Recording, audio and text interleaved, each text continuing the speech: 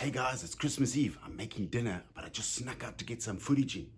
I want to talk about if we can run the tires of the TRX4 without foams in them. What's that, honey? The fondue set. Yeah, I'm looking for it. Guys, I got a split. Got to look for the fondue set. What's that? Yes, don't worry, I'm dressed. Ready to dance. So, where'd she put it? Hang on. She knows I like my fondue on Christmas. Now she hides it. Okay, guys. It's the next day, Christmas Day. I'm pretty beat. But it only gives me one day to make a video, and that's not a long time. So, I'm going to jump right into this. This axial I've been running without foams in the tires. Now, this is a big tire, and this is a little bit of a smaller tire. So I'm thinking this is like a 2.2 and this is a 1.9. Now, I want to know if the sidewall, let me go back a little bit. It has pros and cons taking the foam out. The tire is actually strong enough that it can run without foams in it, but your steering is a little bit manipulated because if you get a lot of pressure on a downhill, the tire actually slips underneath the rim and then it doesn't steer so well anymore. Climbing performance and grip performance improves quite a lot. So I'm going to take the tires out of the foams. I'm going to take the foams out of the tires on the TRX4. Now, remember last week, I cut out this center section, that little triangle that sits underneath the little triangle knobby. The improvement is actually quite big. It is quite a big difference just taking out the center knobbies. Not just because there's more grip, but the tire has become quite a bit more flexible in that area. So it's kind of hugging the rock a little bit more, and that's adding to the grip. So let's see if we can just top that by another 10% by taking the foams out. So I'm going to take the tires off, cut the inside of, or just on the inside of the rim with a Stanley knife or a sharp blade. So we can open the tire from the back, take the foam out and put it back on the car. So there's quite a neat trick to this. You pull the tire back and just on the edge of the rim, you can actually just cut the tire off. Don't cut into the tire, cut exactly on the plastic edge of the rim and the tire will come off quite cleanly. So just take your blade about 2 millimeters because you don't want to cut in too far. Pull the tire back and just slightly cut that edge. That's all you're doing. A little bit by bit. See if I can get this a little bit better for the camera.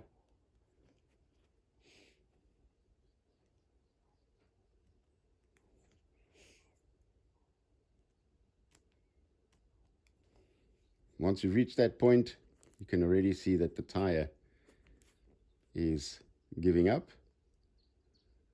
If there are little areas, you can just give that a little nick as well, but all in all, the tire is starting to come off. And we still have the lip inside to re-glue it, so we're not damaging the tire at all.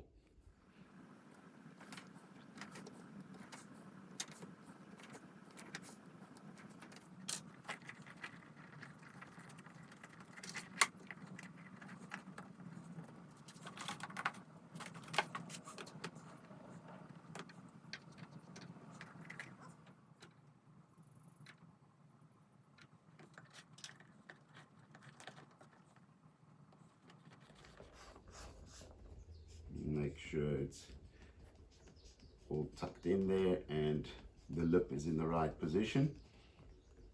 So here we have a very soft tire without foams in it.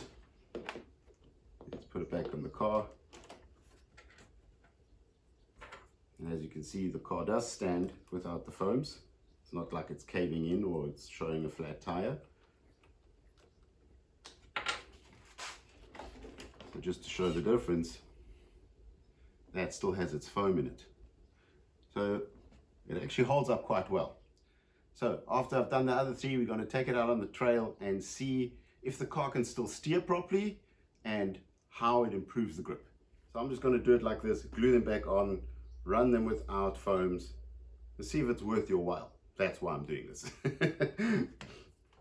So back in the day, I used to race the FG 1 to 5 scale cars from Franz Gröschel.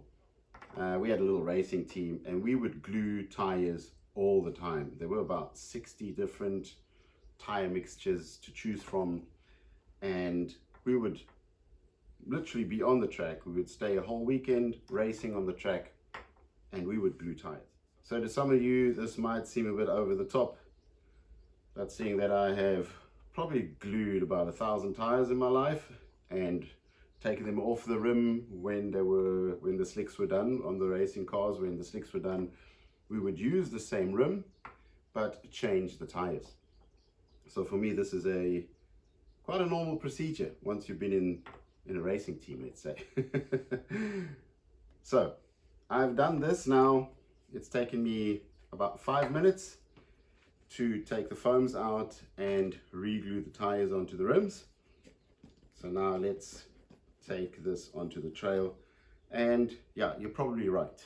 If you are doing this and you cut your tires off, cut them off cleanly and probably get beadlocks to put them back on.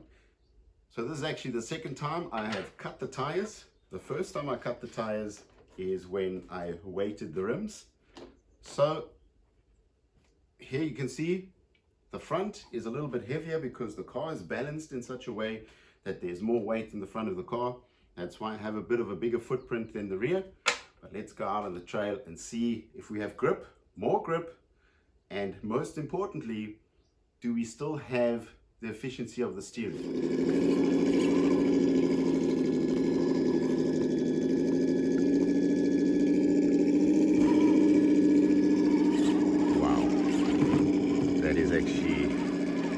Amazing what a difference that is.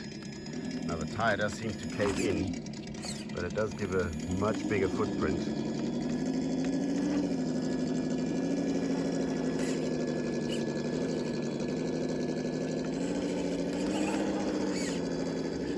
Now let's see if we can do this turn with all the weight on the one tire.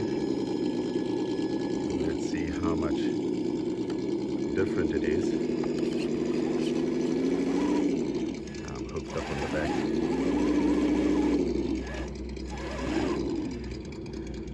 That hasn't happened before. Oh, there we go. Okay, up. Now that obviously does not seem to be too good. We are slipping a little bit too far and the tire is caving in, decreasing the performance on the steering. So that's a negative point for it. But other than that, the climbing capabilities are definitely improved. Back to the shed. I'm actually doing this to clean my tires so they're not so muddy. So that was good, but not so good. The crawling capabilities or the climbing capabilities and the bigger footprint obviously helped the car get up the rocks. Although it was wet, it actually did it very well. The negative part is that the steering is actually completely messed up. The tire like folds in itself and runs under the rim, and the steering is actually, yeah, it's still there, but it's not good. So what can we do to this to keep the sidewall of the tire stiffer, but just make the outer edge a little bit softer? So I'm thinking maybe we can put some cuts into the first section, first say 2 millimeters of the foam, to kind of create a dual foam. I know it's a bit of a far stretch, but let's see if we can do something like that with this existing foam. So I've come up with an idea to use the Dremel to cut grooves into the top of the tire. Now the tip that I'm using is roughly about 1/2 centimeter, so it's 0.4, so it's just under 1/2 centimeter, and I will be cutting grooves, I would say every centimeter, just to get the outside of the foam a little bit softer. So I'm keeping the stiffness of the sidewall so it doesn't manipulate the steering of the car, but I'm softening the area so that it can get a bigger footprint. So let's do that quickly.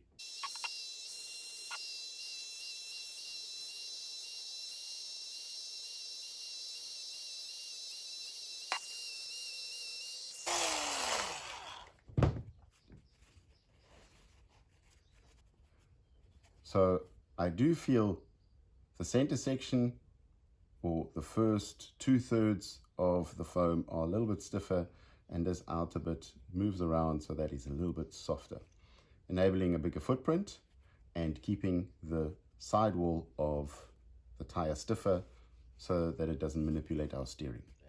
So let's put the foams back in and let's see the difference on the footprint.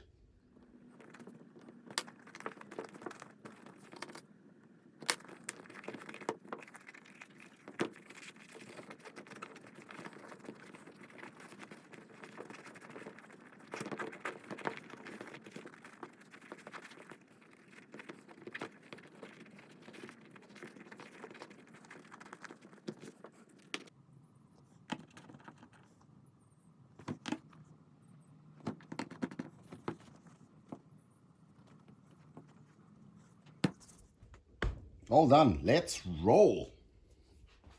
So the Traxxas is back on its wheels. You can see the front footprint is a lot better. It's not as flat. The rear is a little bit higher because there's less weight in the back. But I think our sidewall is now a lot stronger. So let's go out and test that. Let's try that again.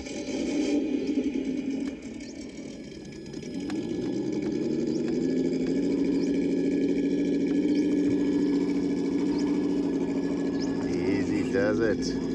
Well, we definitely have grip, a lot more grip, because we are running on wet tires and also a little bit of mud up between. So I think if this is dry, we would have a very big improvement.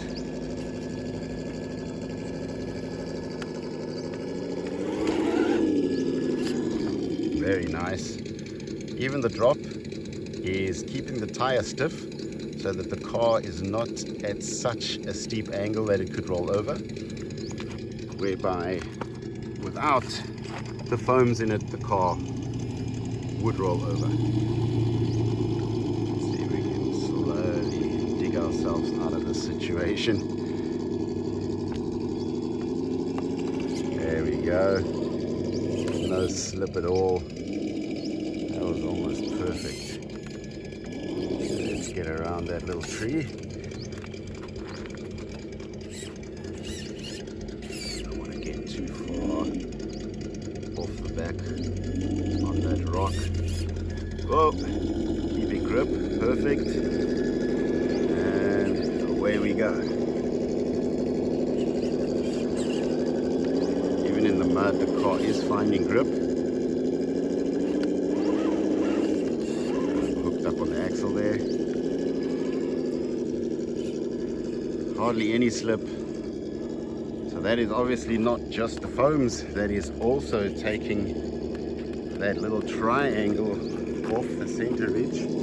So check out my other video where I trim the center section of the tire to get more grip, and it also allows the tire to be a little bit more flexible on the center section.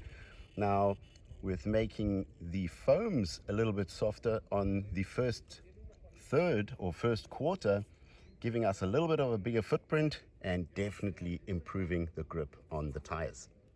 So quick summary. Taking the foams out of the Canyon Trail 1.9 is not such a good idea. It worked on my axial tires, it does not work on these. So taking the foams and softening the outer edge gives you a bigger footprint. But check out my other video where I cut out the center section, well, not all of it. I cut out some of the knobbies of the center section of the stock tire, allowing the tire to get a little bit softer, to hug the tires, Oh, now we have a power failure. Great. Well, I guess I'm just going to say goodbye to you guys then. Anyway, guys, check out my other videos where I cut some knobbies out of the stock tires of the TRX4, enabling to get a little bit more grip on that side. Then obviously taking your foams, making them softer on the outside. Then check out my other video where I take the foams out of the tires and seal them with silicone so no air can escape, and riding just on aired tires. So check out those two videos, guys. Thanks for watching. Subscribe to the channel so that you don't miss any of the good tricks to make your crawler better than your buddies. So that's it from me this week, guys. Thanks for watching. Give me a like. Hopefully the power comes back on soon, and we'll see you guys next week. Bye.